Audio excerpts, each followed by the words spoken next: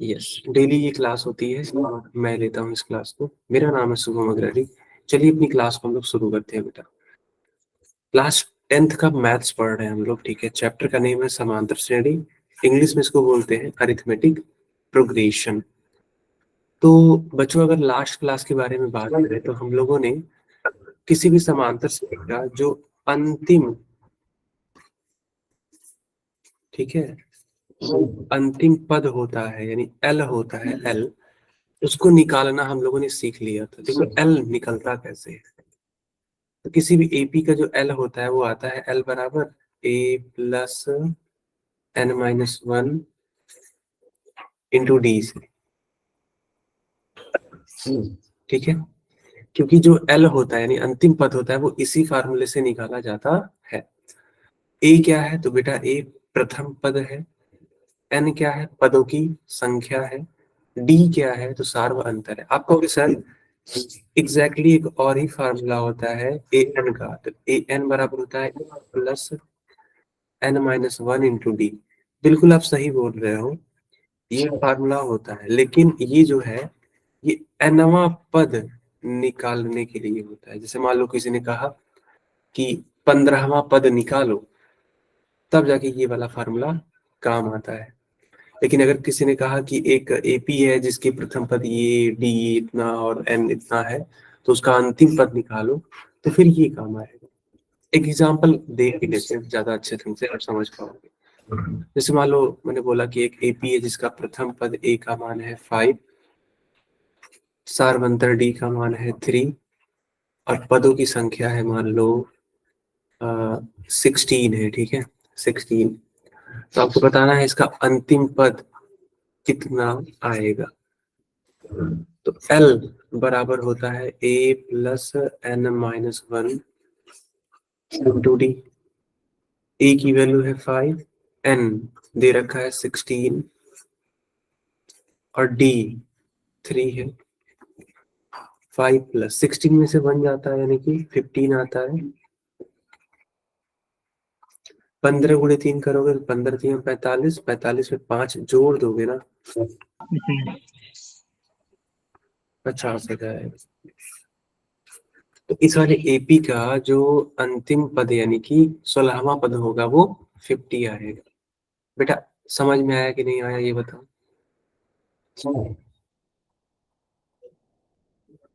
बच्चों आया समझ में?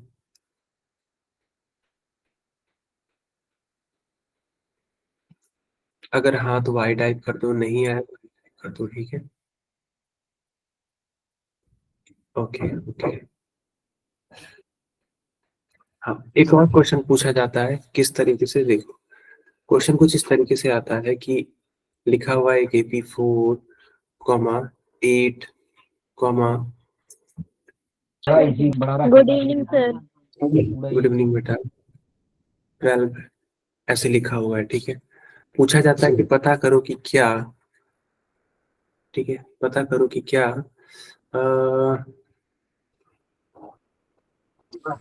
क्या 1024 इस एपी का कोई पद है, ऐसे सवाल पूछा जाता है।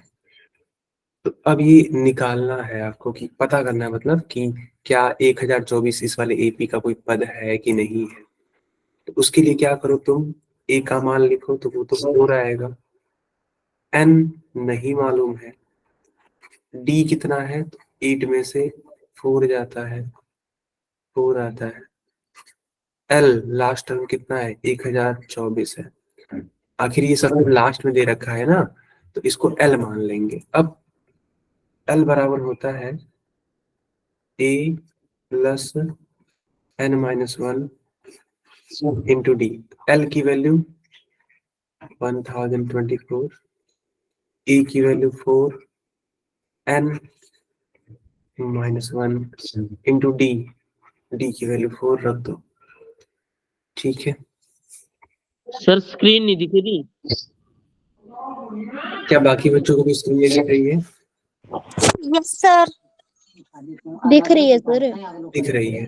तो जोगिंदर की जो आईडी है बेटा, आप क्लास को रीज्वाइन करो, ठीक है। सर इस पे एपी फिर से बताना। हाँ जी बेटा। AP sir. अच्छा एपी, रुको रुको एक सेकंड, पहले तो हम अपनी स्क्रीन को दोबारा से रीशेयर कर देते हैं, ठीक है, रुको। हाँ जी, तो मैं फिर से एक बार समझा देता हूँ। दरअसल है क्या कि यहाँ पर एक एपी दे रखी है, ठीक है, समांतर श्रेणी दे रखी है। एपी का मतलब समांतर श्रेणी होता है, उसको शॉर्ट फॉर्म में एपी बोलते हैं, ठीक है। तो एक समांतर श्रेणी है 4, 8, 12, डॉट डॉट डॉट। आपको ये बताना है कि क्या 1024 इस वाले एपी में आएगा कि नहीं आएगा। जो 1024 है इसको हम लोगों ने एल मान लिया, एल, ठीक है। डी निकालना है तो दूसरे पद में से पहला पद घटा दोगे तो 4 आ जाएगा। एन नहीं मालूम है और फर्स्ट टर्म 4 है। जो फार्मूला होता है उसमें ले जाके रखो, एल बराबर A plus N minus one into D होता है। हाँ जी, ए की वैल्यू 4, एन नहीं मालूम है, डी मालूम था तो 4 रख दिया। अब इस 4 को उस साइड भेजो तो 1024 में से 4 जाता है, कितना आएगा बेटा यहाँ पे, तो 1020।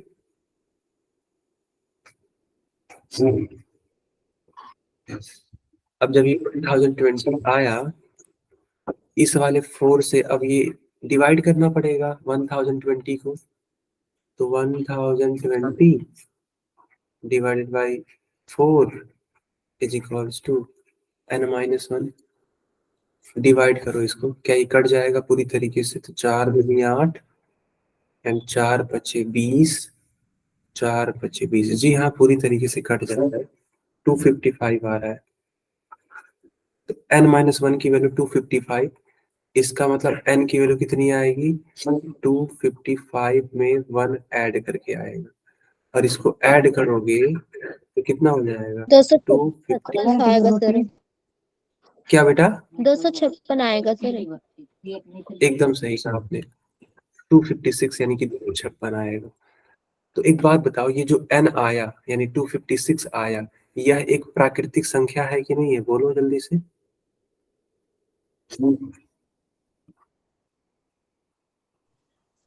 तो अगर यह एक सर एक डाउट है। एक सेकेंड, हाँ अभी आपका डाउट ले लेते हैं, बस एक सेकेंड। अगर ये एक प्राकृतिक संख्या है, प्राकृतिक संख्या मतलब जो गिनती की संख्याएं होती है 1 2 3 4, उनको प्राकृतिक संख्या बोलते हैं। तो गिनती की संख्याओं में 256 आता है, जी हाँ बिल्कुल आता है। तो जब ये एक प्राकृतिक संख्या है, इसका मतलब ये जो आप लोगों ने मान लिया था 1024 अंतिम पद, ये इसका एक पद होगा, है ना, एक पद ये होगा, ठीक है। लेकिन बेटा मान लो कि n का मान दशमलव में आता, जैसे मान लो n का मान आ जाता 256.3, तब क्या ये इस एपी का पद होता, तो जवाब है नहीं, नहीं सर। तब एपी का पद नहीं। मान लो यही n का मान ऋणात्मक आ जाता, तब भी वह एपी का पद नहीं होता, है ना। लेकिन अगर एपी में लाना है तो n का मान प्राकृतिक संख्या होनी चाहिए। अब जिसका डाउट था वो पूछो। सर कैसे पता करें कि एन हमारा करेक्ट आंसर आया है? ये n इसलिए करेक्ट आंसर आया है क्योंकि देखो यही एक प्राकृतिक संख्या है, ठीक है। अब जब प्राकृतिक संख्या है, इसका मतलब ये मान लिया जा चुका है कि 1024 इसमें पड़ेगा, यानी इसमें आएगा, और यही वजह है कि ये इसका एक पद होगा। मैं वही आपको सिखा रहा हूँ कि अगर n का मान दशमलव में आता, नेगेटिव में आता, बटे में आता, तब वह 1024 वाले एपी का कोई पद नहीं होता, ठीक है। Okay sir. ओके ओके ठीक है, सबको क्लियर है ना। ओके, तो अगर क्लियर है तो एक सवाल करके दिखाओ इस टाइप में। लिखा है यहाँ पर कि एक एपी है 11, 8, 5, डॉट डॉट डॉट, पता करना है कि क्या -150 इस वाले एपी का कोई पद है? देखो यहाँ पे लिखा है कि पता करो कि क्या ये इसका कोई पद है। तो अच्छा सवाल है, पता करने की कोशिश करो। जैसे मैंने सिखाया वही वाला है, ठीक है। जिस बच्चे ने सीखा था वो बड़े आसानी से चीजों को कर ले जाएगा।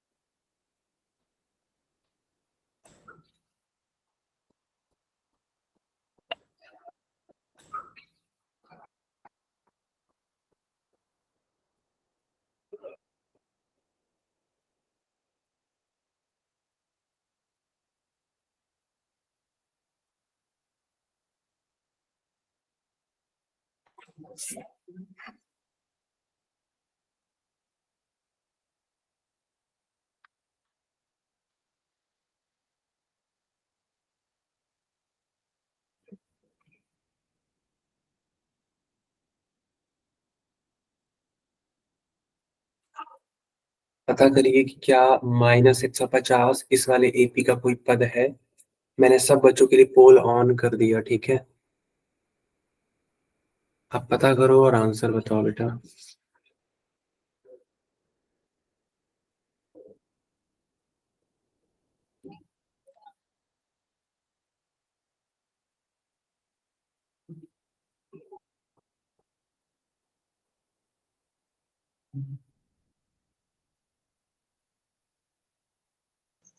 नहीं है सर।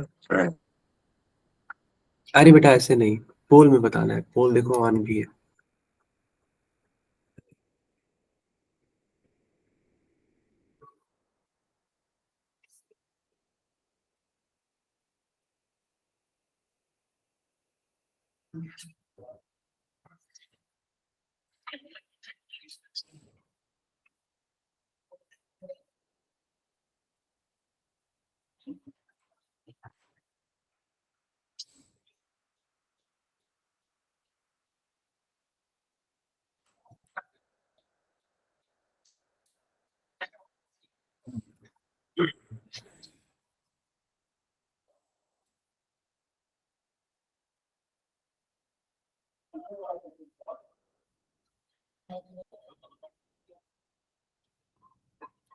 सब बच्चे,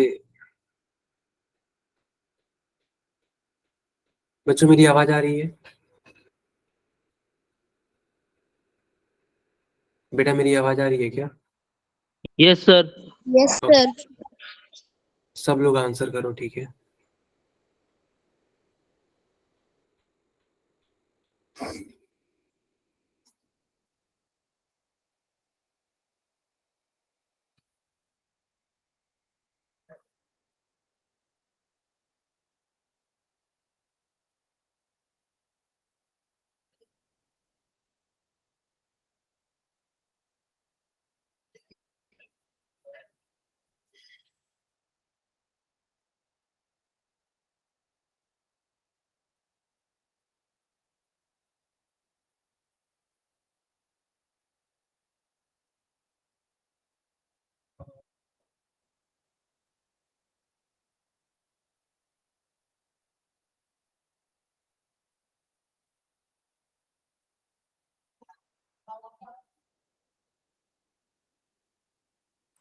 ठीक है बच्चों, हम क्या पोल बंद कर दें?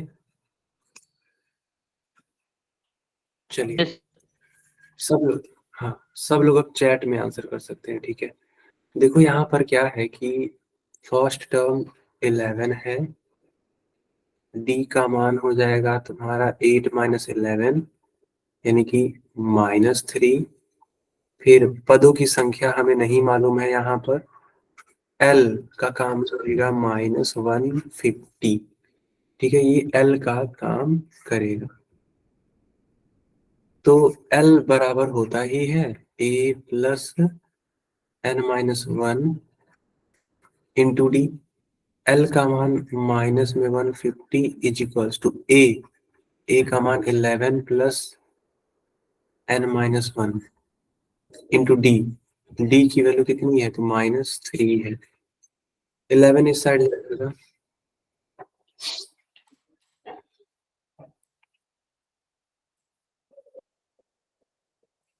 ऐसे ये तुम्हारा 1 हो जाएगा, 5 और 1 6, ये 1, -161 इज इक्वल्स टू n -1 -3।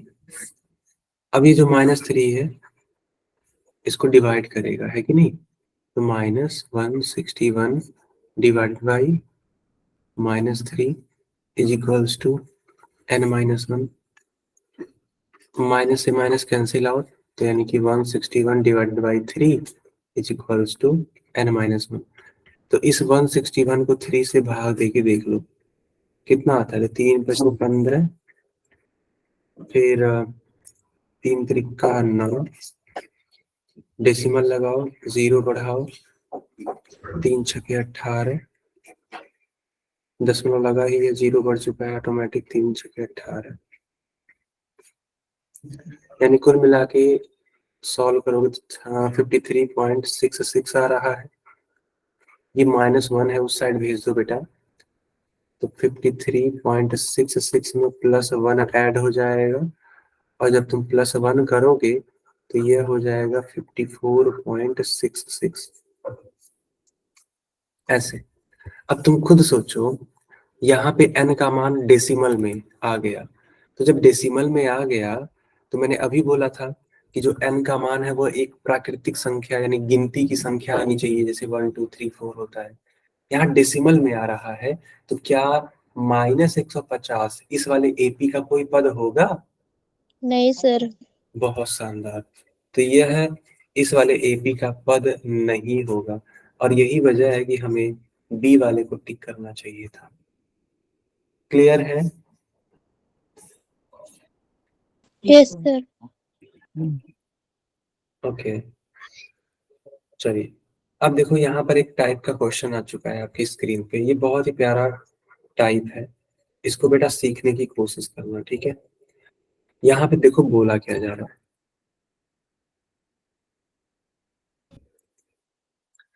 यहाँ पर बोला ये जा रहा है कि यदि किसी समांतर श्रेणी का तीसरा पद 11 है और 11वां पद 43 है, तो उस समांतर श्रेणी का सार्व अंतर ज्ञात कीजिए। देखो बेटा, जब भी ऐसा सवाल आए, जो पहला पद होता है उसको माना करो, माना पहला पद a है और जो सार्व अंतर है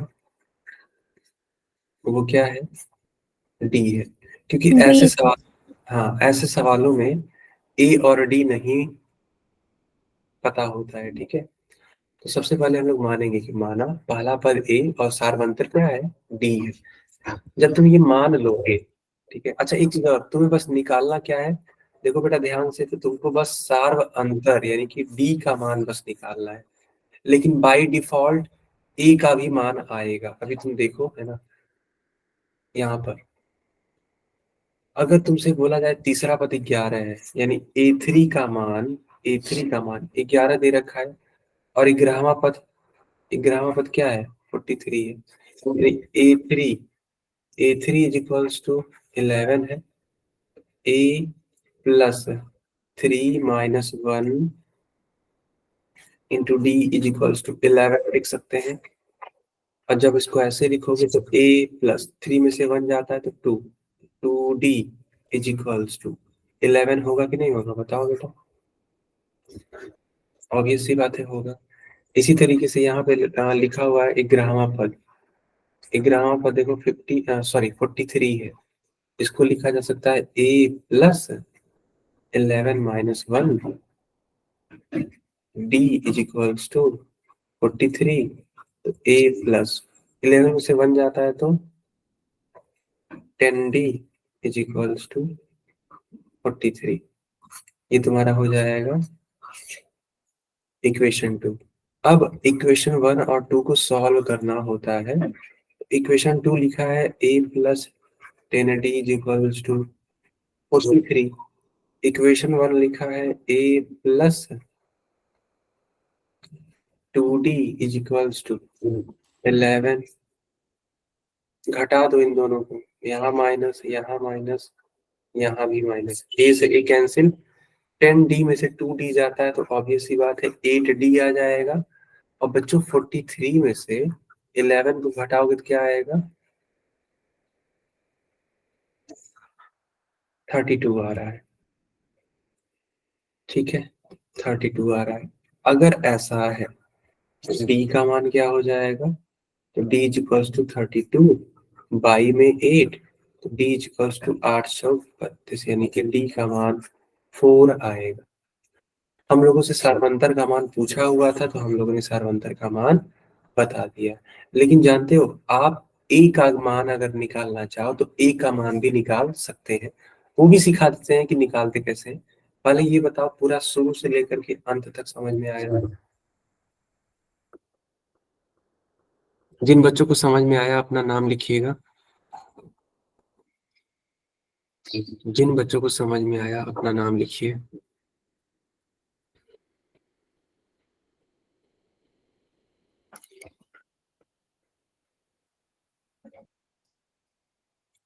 ठीक है, यस।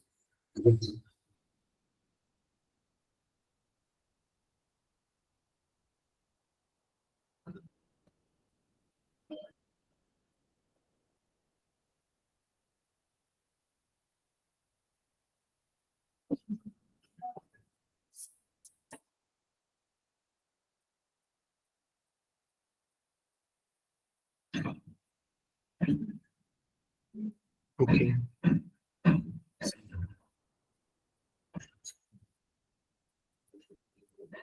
ठीक है। अब मैं आपको इसको आगे कंटिन्यू करके बताता हूँ। देखो डी तो हम लोगों ने निकाल लिया और डी निकालना भी था, ठीक है, तो एक काम तो हम लोग का कंप्लीट हो गया। लेकिन कभी कभी सवालों में ऐसे भी बोलता है कि डी तो निकालो ही निकालो, ठीक है, साथ में ए को भी निकाल के दिखाओ। तो जब डी आ जाता है तो इस डी का मान बेटा या तो समीकरण 1 में या समीकरण नंबर 2 में रख दो। तो जो समीकरण 1 था वो क्या था, तो समीकरण 1 था a plus 2d is equals to 11। अब यहाँ पर d का मान रख दो, a plus 2 into D, D का मान 4 रख दो, a प्लस 4 टू जा 8 होता है, ठीक है, तो a की वैल्यू क्या आ जाएगी, तो 11 माइनस 8। अब बेटा 11 में से 8 जाता है तो कितना आता है, 3 आता सर है। यस बेटा, तो यहाँ पर a का मान 3 आ जाएगा। तो इस प्रकार a का मान भी निकल जाएगा। क्लियर है कि नहीं क्लियर है बच्चा, क्लियर है ये? में यस सर, आ गया समझ में। Very good, very good. अच्छा, एक चीज और जानो, ठीक है, मान लो तुमने a निकाल लिया, d निकाल लिया, ठीक है, देखो यहाँ पे d आ गया, a आ गया। कभी कभी सवाल को घुमा करके ऐसे भी पूछा जाता है कि तुम इस वाले एपी का मान लो पूछ लिया गया 21वां पद बताओ, ठीक है, इस वाले एपी का 21वां पद यानी A21 का मान पूछ लिया जाएगा।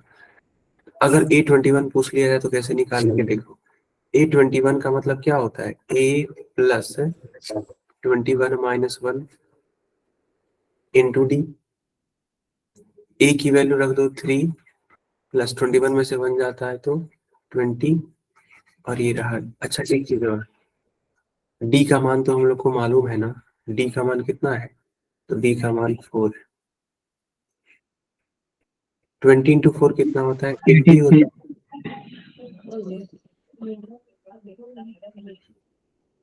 83 आएगा। यस, 83 आएगा। तो इस तरीके से 21वां पद या कोई सा भी पद बोले, तुमसे बोले 50वां पद, तुमसे बोले 35वां पद, तुमसे बोले 20वां पद, तुमसे बोले 15वां पद, हर एक पद निकल सकता है। बस क्या पता होना चाहिए, तो बस डी मालूम हो और ए मालूम हो, ठीक है, तो हर प्रकार का पद आप ज्ञात कर सकते हो, पता कर सकते हो। आया समझ में कि नहीं आया बच्चों, आया समझ में? ठीक है, आगे कंटिन्यू करते हैं। ये स्क्रीन पर आपके एक क्वेश्चन है, ठीक है। इस क्वेश्चन को करके दिखाओ तुम लोग। यहाँ पर दे क्या रखा है, तीसरा पद दे रखा है, A3 का मान 16 है और 10वां पद दे रखा है, यानी A10 का मान 65 है। तुम लोग क्या निकालोगे? देखो यहाँ पे दो दो चीजें पूछी हुई है। एक तो प्रथम पद A का मान पूछा है, दूसरा सारवंतर D का मान पूछा है। चलो करके दिखाओ तुम सब बच्चे, ठीक है। सब लोग करके दिखाओ कि आखिर A और D का मान कितना है। बेटा आप लोग अटेम्प्ट करोगे कि नहीं करोगे?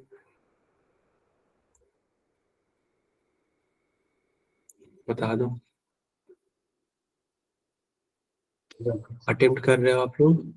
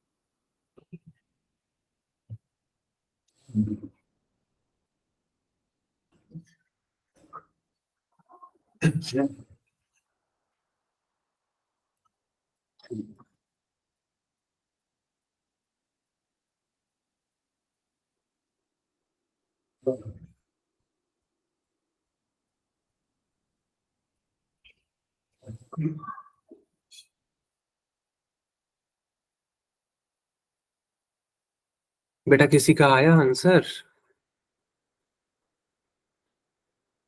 कर रहे हैं सर। Okay okay.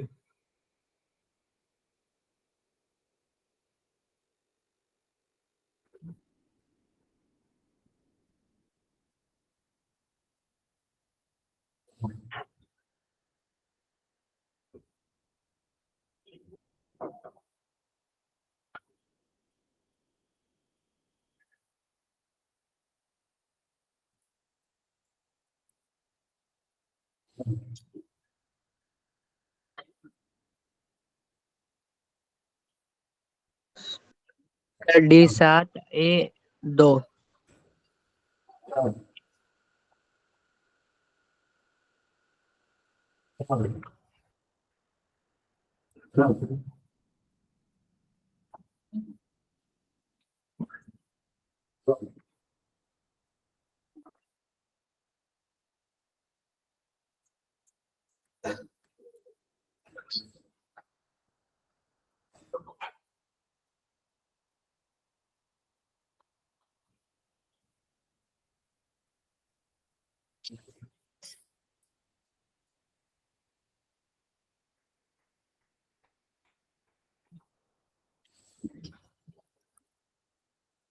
और किसी का आया? अच्छा ठीक है ठीक है। तो A का मान 2 और D का मान 7 आ रहा है।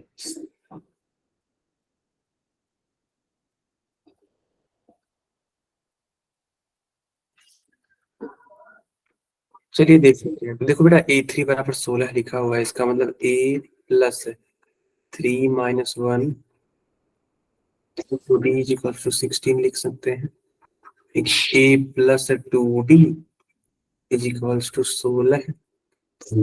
A+10 - 1 into D is equals to 65. A+9D is equals to 65, ठीक है। तो इसको तुम मान लो समीकरण 1, इसको तुम मान लो समीकरण 2। A+9D is equals to 65. A+2D is equals to 16, दोनों को घटा दो, यहाँ पे माइनस, यहाँ पे माइनस, यहाँ पे माइनस, ए से ए कैंसिल, 9d में से 2d जाता है तो 7d आता है, 65 में से 16 जाता है, ठीक है, 65 में से 16 जाता है, कितना आता है बेटा? 9 आ जाएगा एंड ये हो जाएगा 49, ओके 49 आएगा।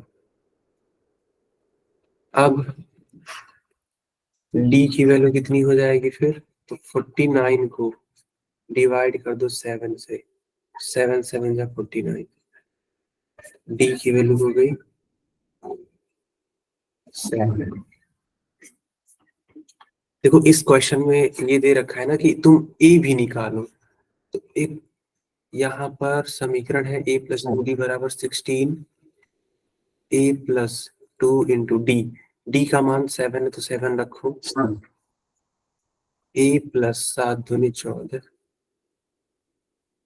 अब क्या करो, इस 14 को उस साइड भेज दो,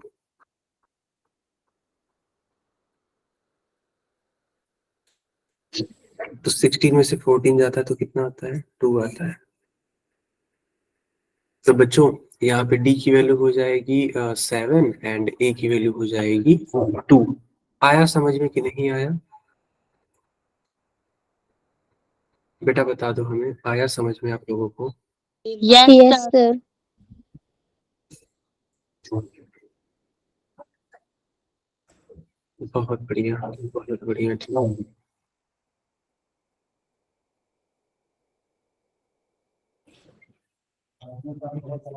चलिए इस क्वेश्चन को आप लोग सॉल्व करके दिखाइए।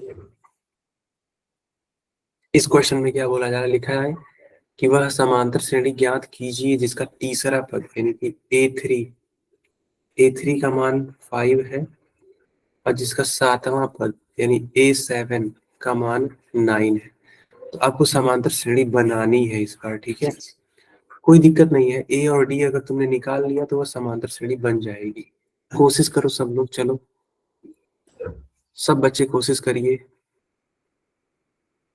सबसे पहले ए और डी को निकालना, ठीक है? ए और डी,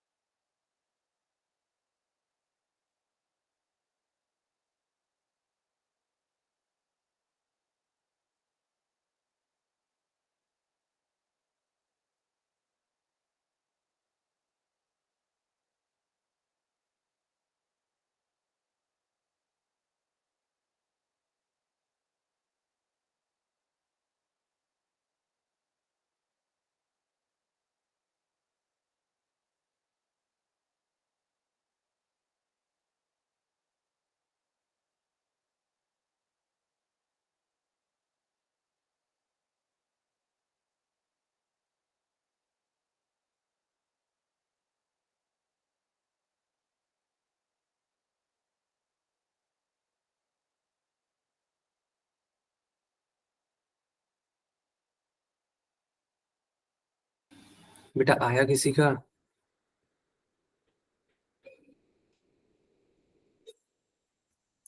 बच्चों आया?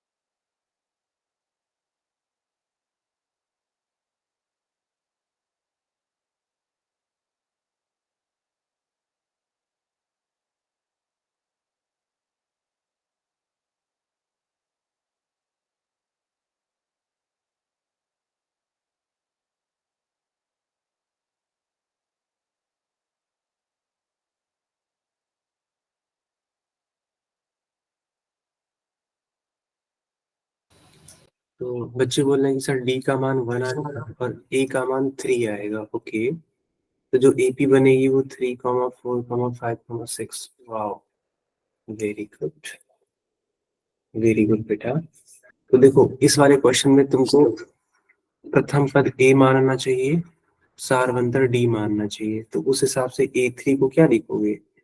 A3 को लिखोगे A+3 - 1 into d is equals to 5, यानी कि A+2D इज इक्वल्स टू 5। यहाँ पर A+7 - 1 into d is equals to 9, A+6D is equals to 9। ये तुम्हारा इक्वेशन 1 हो जाएगा और ये तुम्हारा इक्वेशन 2 हो जाएगा। A+6D is equals to 9, A+2D is equals to 5। यहाँ पे माइनस लगाओ, यहाँ पे माइनस लगाओ, यहाँ पे माइनस लगाओ, ये कैंसिल आउट। 6D में से 2D जाता है तो 4D आता है, 9 में से 5 जाता है तब भी 4 ही आता है। तो D की वैल्यू क्या होगी? 4/4। इट मीन्स D की वैल्यू 1 आ जाएगी। ठीक है बच्चा। अब अगर D की वैल्यू 1 आ गई तो किसी भी इक्वेशन में पुट कर दो, या तो इक्वेशन 1 में या तो इक्वेशन 2 में। चलो हम इक्वेशन 1 में ले जाके रखते हैं। A+2D is equals to 5। तो A+2 इंटू डी, डी की वैल्यू है 1, तो A+2 1 जार 2, 2 को उस साइड भेज दो आप, तो 5 - 2 यानी कि 3। ए की वैल्यू कितनी आ जाएगी? तो ए की वैल्यू 3 आ जाएगी। देखो बेटा, 3 के बाद कौन सा वाला पद आएगा जिसमें डी जुड़ता है? तो 3 में 1 जोड़ोगे तो 3 1 4, 4 के बाद 5, 5 के बाद 6, यानी जो एपी बनेगी वो क्या बनेगी? तो 3, 4, 5, 6। यही आपका फाइनल आंसर है। आया समझ में कि नहीं आया? चलो, अब इस टाइप के कुछ क्वेश्चंस आपके स्क्रीन पर आ चुके हैं, इनको सॉल्व करिए आप सब लोग, ठीक है? ये जो क्वेश्चंस हैं बेटा, इनको सॉल्व करने की कोशिश करिए। जैसा मैंने सिखाया एग्जैक्टली वैसा का वैसा ही है। देखो लिखा क्या हुआ है यहाँ पर? तीसरा पद यानी A3 का मान है 5 और A7 का मान है 13। तो आपको सार्व अंतर बताना है। सार्वंतर बोले तो डी, डी निकालना है। 4 विकल्प हैं, चारों में से केवल एक ही ठीक है। ठीक है, कोशिश करो सब लोग। ठीक है, सब लोग कोशिश करो। A3 का मान 5 है, A7 का मान 13 है, डी तुम्हें निकालना है और इसका आंसर पोल में करना। ठीक है, पोल।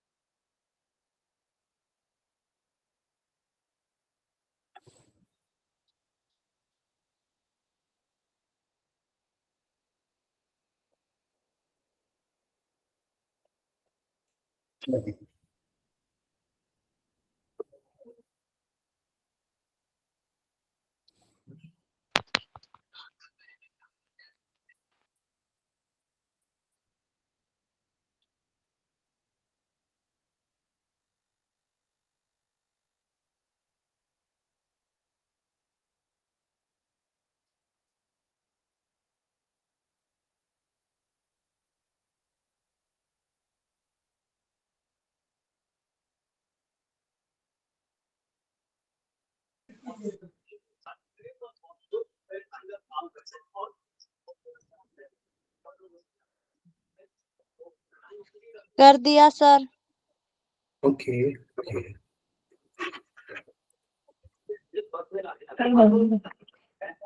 बोलो 9 15।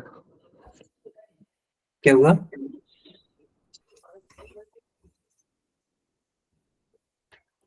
कोई कुछ पूछ रहा है बेटा? चलो अब मैं पोल बंद करता हूँ, सब बच्चों के लिए मैंने चैट ऑन कर दिया। तो ध्यान दो, A3 तीसरा पद दे रखा है कितना, 5। तो इस A3 को लिखा जा सकता है A+3 - 1 into d is equals to 5, यानी कि A+2D इज इक्वल्स टू 5। ये तुम्हारा इक्वेशन नंबर 1 हो जाएगा। फिर A7 इज इक्वल्स टू 13 है, यानी कि A+7 - 1 into d is equals to 13, यानी कि A+6D इज इक्वल्स टू 13। ये तुम्हारा इक्वेशन नंबर 2 है। इक्वेशन 2 में से घटा दो इक्वेशन 1 को, A+6D इज इक्वल्स टू 13, और ये तुम्हारा रहा A+2D इज इक्वल्स टू 5। दोनों को माइनस कर दो, A से A कैंसिल, 6 में से 2 जाता है, यानी कि 4D इज इक्वल्स टू, ये तुम्हारा 8 5 13, हाँ जी। डी की वैल्यू कितनी हो जाएगी, तो 8/4, और 8/4 का मतलब होता है कि डी की वैल्यू 2 आ जाएगी। हम लोगों को बी वाले को टिक करना था। चलिए एक और क्वेश्चन पूछते हैं। इस क्वेश्चन को सॉल्व करके दिखाओ। यहाँ पे क्या है, तो यहाँ पर है कि 11वां पद है 38, ये दे रखा है, और 16वां पद ओके A16 बराबर 73। तो तुम्हें बताना है कि इसका पहला पद, इस बार बेटा ए का मान बताना है, ठीक है। क्या क्या मालूम है, तो 11वां पद मालूम है 38, 16वां पद मालूम है 73। बताना क्या है, तो बताना है आपको ए का मान क्या होगा, ठीक है। कोशिश करो, इस क्वेश्चन को भी कोशिश करो आप।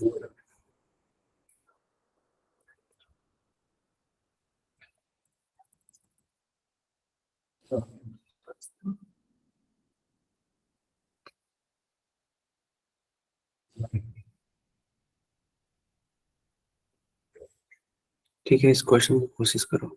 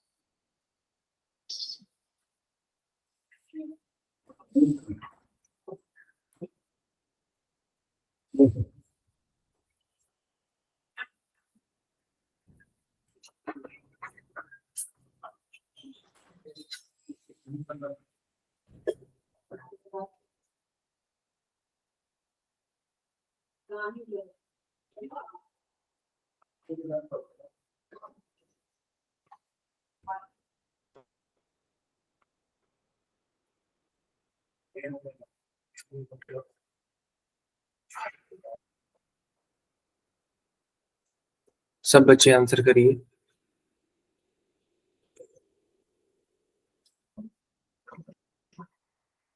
4 बच्चों वाला सही है, ठीक है।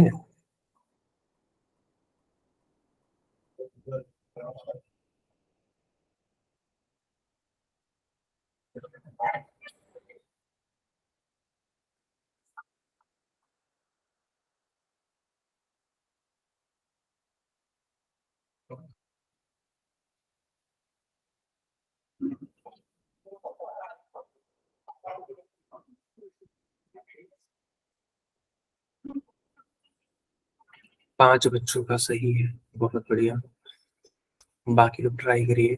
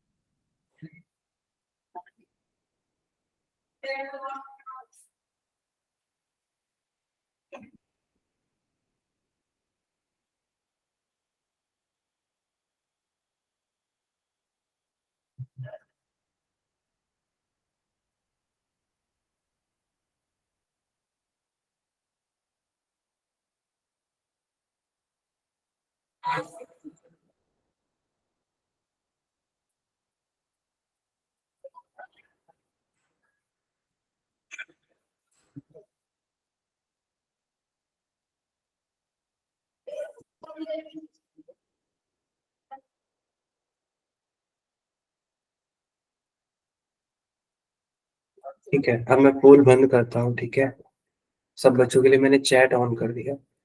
देखो इस क्वेश्चन को कैसे सॉल्व करना था। ठीक है, देखो यहाँ पे A1138 है, इसको लिख सकते हैं ना A+11 - 1 into D is equals to 38, यानी कि A+10D इज इक्वल्स टू 38। इसको इक्वेशन 1 मान लो। यहाँ पे लिख सकते हो तुम A+16 - 1 into D is equal to 73, यानी कि A+16 में से 1 जाता है तो 15 आता है। इसको तुम मानो इक्वेशन नंबर 2। तो A+15D इज इक्वल्स टू 73 और A+10D इज इक्वल्स टू 38।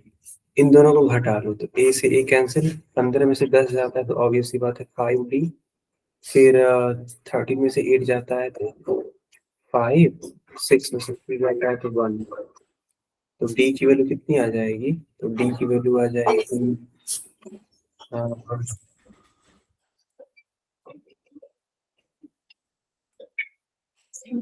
15/5, यानी कि D की वैल्यू 3 आ जाएगी। अब अगर D की वैल्यू 3 आ गई तो A हमें निकालना था। तो जो इक्वेशन 1 है A+10D इज इक्वल्स टू 38, यहाँ पे D की वैल्यू रख दो। A+10 इंटू D, D की वैल्यू हो जाएगी 2, A+10 इंटू 3 यानी कि 30 हो जाएगी। कुछ गड़बड़ हो रहा है क्या?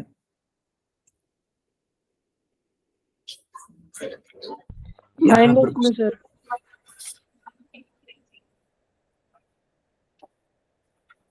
जहाँ 15 वहाँ पे 35 आएगा। जहाँ 15 वहाँ 35 से जहाँ पर है तो 15D, 73 इसलिए हवा 10D। अच्छा हाँ हाँ हाँ हाँ हाँ, अरे यार सही बात है, क्योंकि यहाँ 73 में से माइनस हो रहा है ना। 13 में से 8 जाता है तो 8 + 13, 6 में से 3 जाता है तो 3 आता है। बिल्कुल सही बात है। 35 को 5 से भाग 7 × 5 = 35, यानी D का मान 7 आएगा। D 7 तो यहाँ पे 70 आ जाएगा।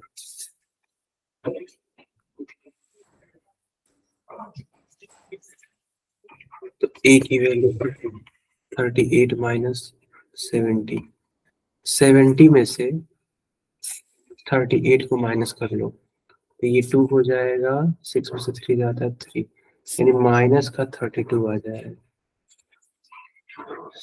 बिल्कुल सही बात है बच्चों, बी वाला करेक्ट होगा। गुड। कोई डाउट है किसी को? No sir. ओके बेटा, तो ये क्लास यहीं पे ओपन होती है, कोई डाउट हो तो पूछ लो आप मुझसे।